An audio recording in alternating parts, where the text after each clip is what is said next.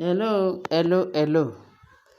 Ẹ̀yin èèyàn mi, Gargantua. Ǹjẹ́ ẹ ti gbọ́ pé kábíyèsí o? Wọ́n ló pe Naomi lánàá tó dé láti church pé kó wá sáré wá sí ààfin pé wọ́n fẹ́ ní nǹkan tó fẹ́ jọ discuss. Wọ́n ní bí bí Naomi ṣe dé. Àṣé wọ́n àwọn olórí yẹn wọ́n ti sáré lọ plan ẹ̀ bọ́n ṣe rí kábíyèsí gẹ́gẹ́ bá ṣe gbọ́. Wọ́n ní bọ́n ṣe rí Naomi jàre bí Naomi kan ṣe wọ ààfin. Wọ́n láwọn olórí sáré lọ sọ fún wọn ti plan ẹ̀ nǹkan kan pẹ̀lú security pé wọ́n ti jọ sọ fúnra wọn pé báyìí báyìí nìkan ṣe fún náà báyìí báyìí nìkan ṣe. Wọ́n ní orí security kan ló wá gbàbọ̀dè. Wọ́n ní bí security yẹn kàn ṣe rí Naomi tó wọlé tó ṣe gbogbo tọ́wọ̀n méjì tí wá di ipò wọn àti kábíyèsí.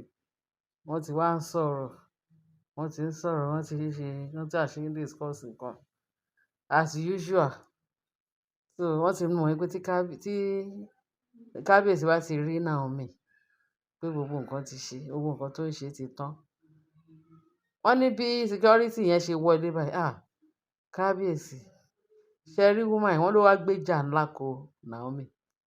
Gẹ́gẹ́ bá ṣe gbọ́ o, wọ́n ní Naomi yìí, mo ti sọ pé àṣírí ẹ̀ máa tú. Àṣírí ẹ̀ máa tú.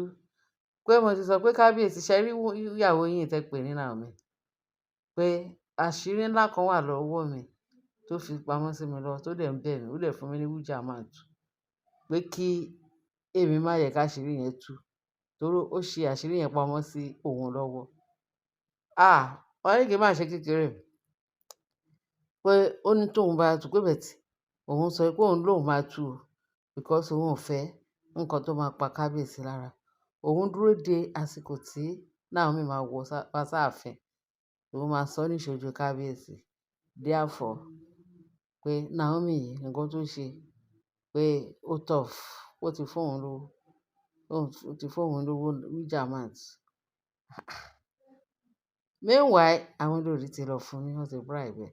Wọ́n ló plan ẹ̀ pé kó sọ wọ́n ní bá kábíyèsí. Wọ́n ní bí inú ṣe wá bí kábíyèsí ń gbọ́. Naomi sọ̀rọ̀ ṣùgbọ́n nǹkan tí bọ̀bọ́ yẹn ń wí. Pé àṣírí wo ló ṣe pamọ́ sí security lásán lọ́wọ́. Wọ́n ní ṣe ni Naomi dẹ̀ bẹ̀rẹ̀ sí ní sunkún. Pé kábíyèsí. Bọ̀bọ́ tó ń sọ̀rọ̀ ẹ̀ ṣàn ni kẹ́ pariwo lé lórí pé kí ni nǹkan náà kúkú shut up.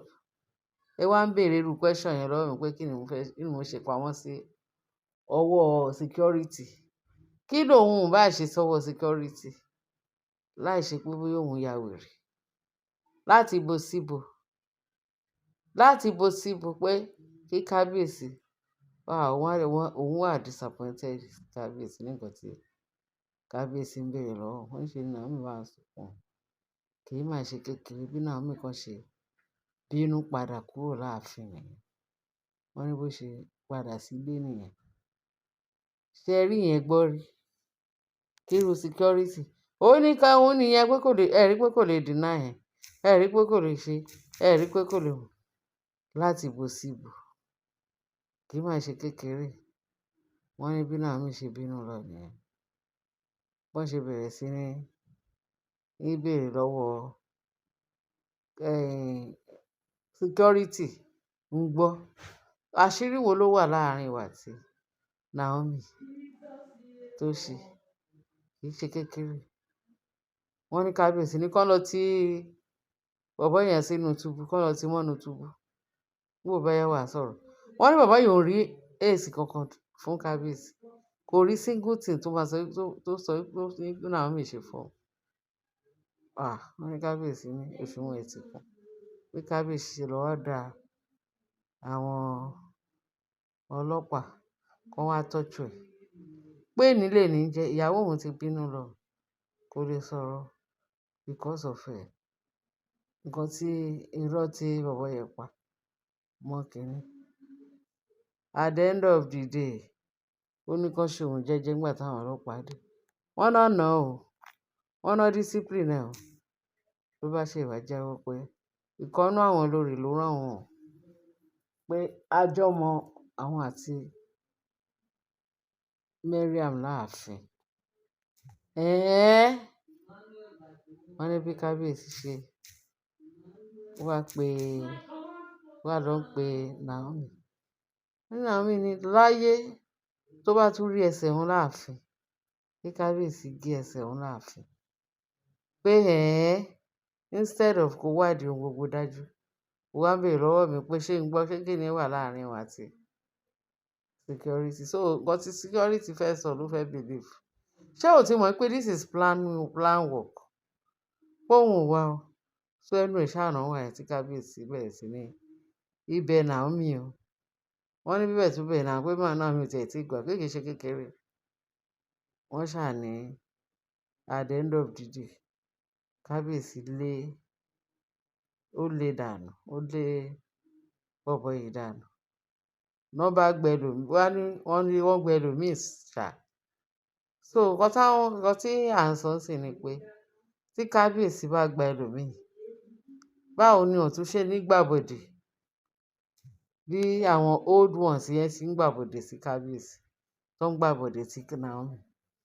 Pé wọ́n ní kí kábíyèsí ti wá give order pé kò sí kankan nínú àwọn olórí tó máa. Ó dàbí pé wọ́n ti send àwọn olórí yẹn according to the ṣé ọmọ pé wọ́n á dé wọ́n máa sá káàkiri before you know it wọ́n tún ti padà. Wọ́n ní bí kábíyèsí ṣe wá bínú ó ṣáà ti sáàkì security yẹn. Wọ́n ní bó ṣe gba ẹlòmíì nìyẹn. Wọ́n ní ẹlòmíì tí kábíyèsí gbà wọ́n náà máa sọ ṣé ó ti gbà á ni àbọ̀ ní wọ́n ṣẹ̀ṣẹ̀ fẹ́ gba ẹlòmíì wọ́n ti rí pé kábíyèsí ti fi order sí gbogbo ààfin pé any security ò tún gbọ́dọ̀ gba oúnjẹ jẹ ní ààfin yẹn mọ́. Pé any security tó wà láàfin sìn ìsídà kan gba kúùkù tiwọn olúkálùkù wọn máa dáná ní territory olúkálùkù wọn kan gba ẹni tó máa dáná fún wọn. Torí kò sí ni wọn ò dẹ̀ gbọ́dọ̀ gba oúnjẹ kankan àwọn oníjẹkújẹ.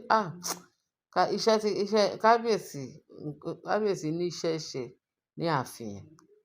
Oyè tí wọ́n bá ti lé gbogbo àwọn kàńdá tó wà nínú rẹ̀ sí dànù. Ṣé ààfin yẹn máa tòrò ṣá?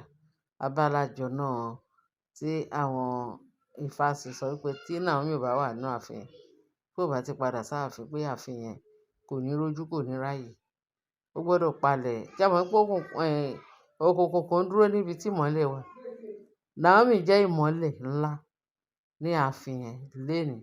Tí Naomi bá wọnú ààfin yẹn, òkùnkùn á ṣe kíni? Òkùnkùn á paradà. Torí ẹ̀ ni òkùnkùn ṣe fẹ́ kí Naomi wá bẹ́ẹ̀. Kán lè túbọ̀ accomplish iṣẹ́ wọn lórí kábíyèsí. Ẹ̀sìn ìgbà tó Ọlọ́run ò dẹ̀ ní gbà nǹkan. Ọlọ́run ò gbà. Torí ẹ̀ ni gbogbo tribulation tó ń wá lọ́tùn lósì. Gẹ́gẹ́ bí Bíbélì ṣe sọ fún wa. Ó lọ máa rí ìpọ́njú láyé yìí o. Pé ṣùgbọ́n ká tújú ká òun ti ṣẹ́gun ayé. Ọlọ́run ti ṣẹ́gun fún Naomi. Ọ̀tá kàn ṣe lásán ni. Torí ìmọ́lẹ̀ ni Naomi. Ẹ̀yin èèyàn mi. Wọ́n ní kò jẹ́ bó ṣe jẹ́ o. Pé torí àwọn olórí yẹn tí wọ́n bá ti palẹ̀ gbogbo wọn mọ́, tí wọ́n fẹ́ lè palẹ̀, kán lè fi òfin sí àárín àwọn security.